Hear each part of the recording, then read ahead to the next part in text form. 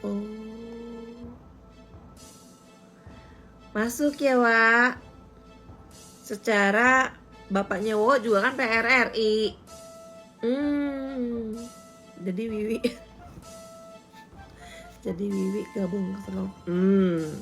Pemberontak yang berhasil meraih piala emas. Question. Apakah bedanya rezim Soeharto dengan istilah huruf besar nih, pemberontak yang berhasil meraih piala emas, tanda tanya. Dan di sana ada kelompok-kelompok yang garis huruf besar semua, pro Lubis, yang mendirikan garis besar semua PRRI Premesta.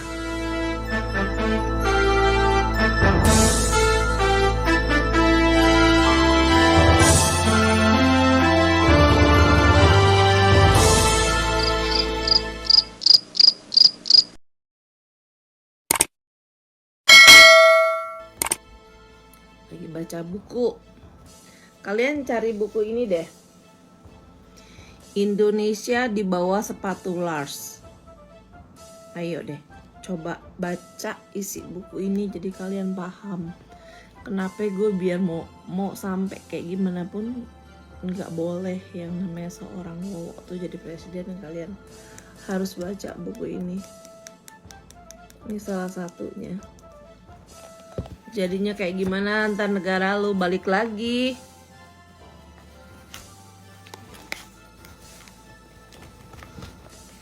Ini gue bacain sepenggal, salah satu sepenggalnya, penggalan-penggalannya gue bacain ya.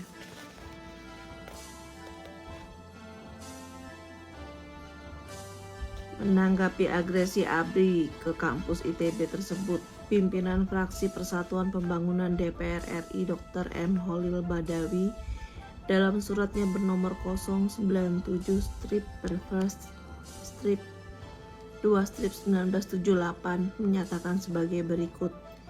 Informasi yang kami peroleh hampir tidak dapat dipercaya bahwa pada tanggal 9 Februari 1978 kampus ITB Bandung mengalami serbuan dan pendudukan oleh satuan-satuan ABRI di bawah naungan Kostrad. Lebih-lebih hampir tidak dapat dipercaya lagi pasukan tersebut dengan kekerasan menggiring mahasiswa dan sejumlah guru besar ke lapangan bola, serta menjemurnya selama 2 jam dari pukul 2 siang hingga pukul 4 sore. Melakukan pemukulan terhadap sejumlah mahasiswa dan penusukan dengan bayonet sehingga luka parah, serta mengangkut mereka dengan truk ke markas Laksusda tanpa surat perintah yang berwenang. Peristiwa penyerbuan dan pendudukan 9 Februari 1978 itu malahan membangkitkan rasa simpati masyarakat kepada gerakan mahasiswa. Juga menyebar kesan di dalam masyarakat seakan-akan tentara itu mempunyai kegemaran melakukan kekerasan serta ingin menang sendiri semata. Ya, kejadian kan yang waktu anak habis dukung Pak Ganjar, kemudian anak-anak yang naik motor itu digebukin. Ya udah, sama, nggak beda. Itu kalau pimpinannya orang dari instansi, ya akan begitu kejadiannya negara. Bukan di Indonesia aja, di negara-negara di Indonesia lebih-lebih ya. Kalau di negara-negara yang tadinya basisnya komunis kayak begitu. Nah, di Indonesia ya yang begini. Jadi apa dong?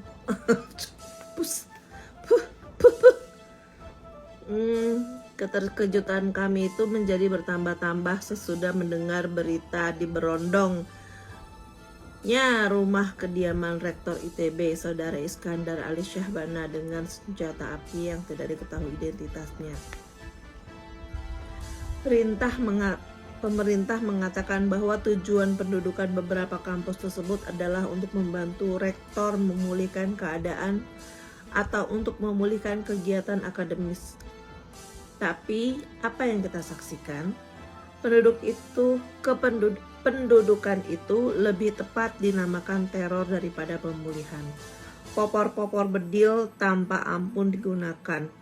Sepak terjang dari oknum-oknum tersebut, popor bedil tanpa ampun yang tidak mengenal pri kemanusiaan. Bahkan pemerintah menyewa sebagian anak-anak muda yang digunakan untuk mengejar mahasiswa dan pelajar untuk meneror orang-orang yang dianggap mereka berbahaya bagi pemerintah. Banyak korban berjatuhan akibat popor-popor tendangan-tendangan tersebut. Sampai hari ini kita dapat tengok korban-korban tersebut masih ada dirawat di rumah sakit. Baik yang patah tangan, gegar otak, dan masih banyak lagi. IPB, Berita Kampus Rakyat Institut Pertanian Bogor, nomor KMI PB _III_110. Demikianlah drama tragis yang dilakukan oleh militer di bawah pimpinan Soeharto. Apakah sampai di situ saja pelampiasan nafsu biadab itu? Marilah kita akhiri saja pembeberan perbuatan dan mendirikan Bulu Roma tersebut dengan cerita dari Ketua Ketum DM Universitas Indonesia periode 1977 sampai 79 Lukman Hakim, di mana militer telah menyewa tentara lain dengan ongkos Rp20.000 untuk memukuli mahasiswa yang ditahan dan dikatakan adalah maling-maling. Mungkin di antara sadisme itu ada kekejaman yang cukup lucu. Ketika Ketua DM IKIP Jakarta, Hudori Hamid, dimasukkan ke kandang ular.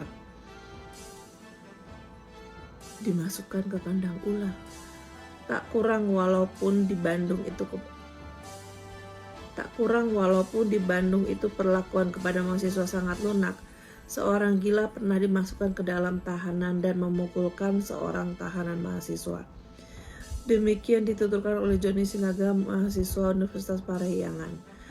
Intimidasi, teror, dan kekerasan oleh militer ini juga melaksanakan prinsip ABRI harus merakyat. Kok jadi sama persisi ya? Kepada rakyat juga mendapatkan bagian buruh-buruh menjadi bulan-bulanan bagi kekejaman itu. Buruh-buruh yang protes meminta kenaikan gaji, ditahan dan diinterogasi. Demikian ganas ancaman dari aparat-aparat militer ini hingga beberapa pimpinan buruh yang menuntut kenaikan gaji terpaksa meninggalkan rumah mereka dan tidak berani tidur di rumah. Dalam pengaduannya ke DPR, wakil-wakil dari buruh itu sekalian meminta tempat untuk tidur di kantor DPR karena rumahnya selalu didatangi oknum-oknum yang tidak jelas dan memberi ancaman-ancaman. Kemudian 6 penduduk Angsana yang mengadu ke DPR ditahan kepolisian Pandeglang berkat pengaduan bekas lurah Aksari yang merasa difitnah dan dicemarkan nama baiknya. Mayor Polisi MI Nurdin Resort Kepolisian 812 Pandeglang membenarkan penahanan itu.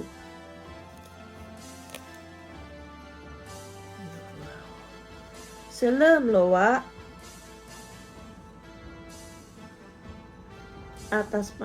Ini ada foto-fotonya atas penangkapan pimpinan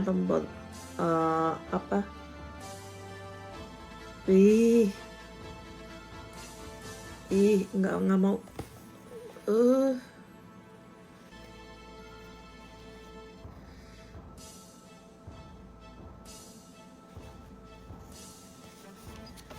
Coba deh kalian cari bukunya ini. Indonesia di bawah sepatu Lars. Kalian akan paham loh. Banyak juga kayak semacam foto pergerakan mahasiswa zaman dulu ya.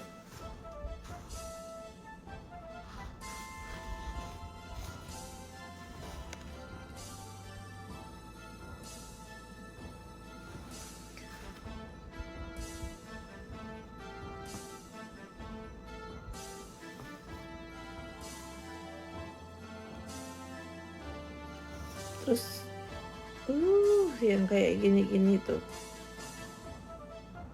Iya, ini terjadi lagi sekarang.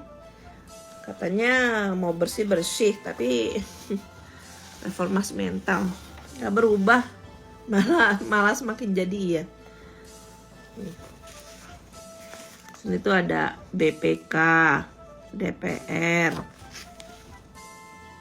MPR, DPA, terus apa lagi nih, Parpol, MA. Yang ini militer. Sama, sekarang mah berubah? Enggak, masih kok.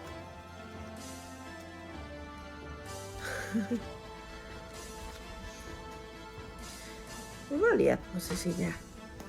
Coba cari tahu siapa-siapa.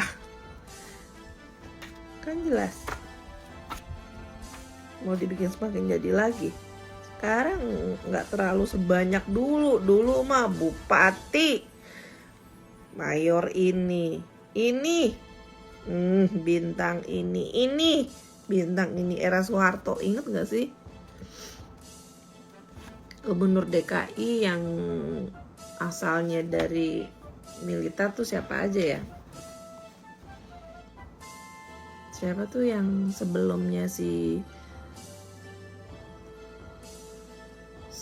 yang kumisan siapa? Ada tuh. Sama.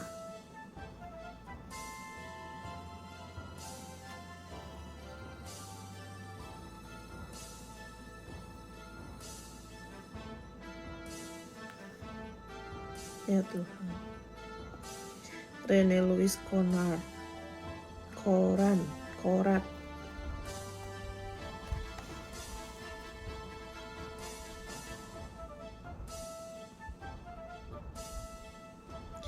Ih, jelas banget loh. Ini awal dibentuknya ya. Awal dibentuknya ABRI kan nih 3 Juli. Terus 15 Oktober kayak gini. 1955 udah lumayan gede badannya. Kursinya juga lumayan gede. 5 Juli udah lebih gede mulutnya. Ini 11 Maret Super Semar, langsung gendut kayak gini.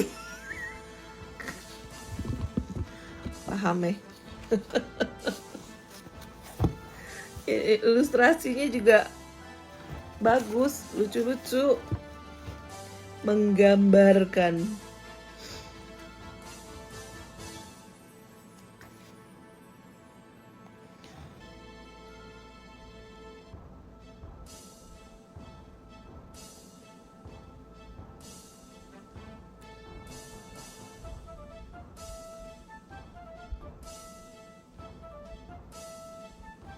Banyak banget loh di sini nama-nama tuh.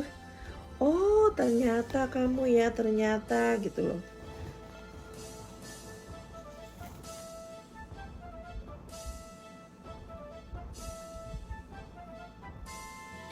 Tentunya sangat menarik terjadinya riwayat kekuasaan di Indonesia. Kita menjadi tercengang bahwa ada banyak kudeta yang telah terjadi di Indonesia, dan semuanya hampir terjadi dengan kekuatan militer, khususnya TNI AD. Sejarah Indonesia hampir kesemuanya menutup fakta-fakta bahwa sebenarnya pemberontak-pemberontak di Indonesia hanya bagian dari pihak yang kalah dalam suatu perebutan kekuasaan. Dalam keadaan di mana kemudian rejim yang dikatakan membela negara itu dapat memegang kekuasaan dan ternyata kemudian menjalankan kekuasaan dengan sewenang-wenang seperti saat ini. Maka kita sebenarnya harus berani bertanya, apakah penguasa Soeharto seorang pemenang dalam sebuah pertarungan perebutan kekuasaan sejak tahun 1946? Apakah bedanya rejim Soeharto dengan istilah pemberontak yang berhasil meraih piala emas? Dan di sana ada kelompok-kelompok yang pro-lubis yang mendirikan PRRI, Semes, Pramesta.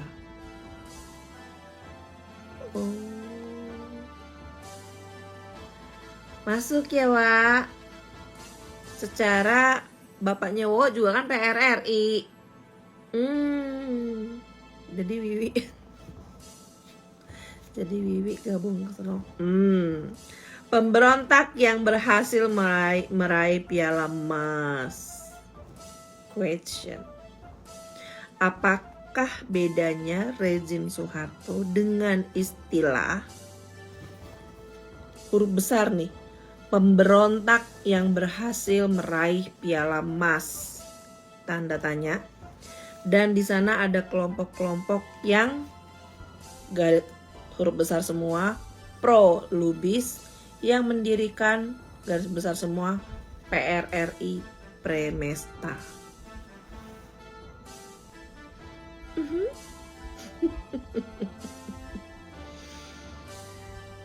Dan di sana ada kelompok-kelompok karena sebagian kasus yang murni huruf besar semua, Super Semar adalah satu kasus kudeta atau perebutan kekuasaan juga. Oleh karena itu sangat maksud jika ada Malik dalam kompleks psikologis yang takut-takut untuk mencegah agar tidak ada kudeta. Mengatakan rakyat kita bukan tukang kudeta, rakyat kita tidak sesenonoh itu.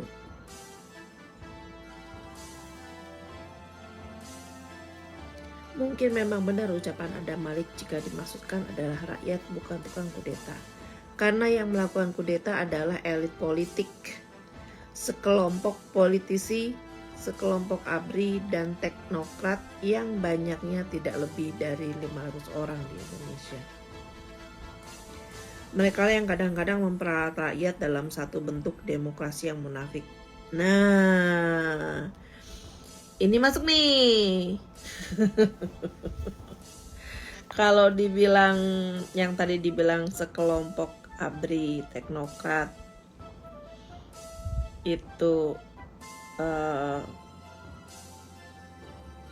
kadang-kadang memperalat rakyat dalam satu bentuk demokrasi yang munafik, ya gue dukung Wiwi awal dari 2000 masuk ke dalam beberapa WhatsApp grup gitu. Itu isinya di dalamnya memang ada coklat, ada laler hijau, ada kacang hijau, ada coklat, ada kacang hijau di dalamnya tuh. Nah, ntar dilihat nih, kalau misalnya ini ntar kadang-kadang mereka WA secara privacy, oke minta kenalan ini, itu ada.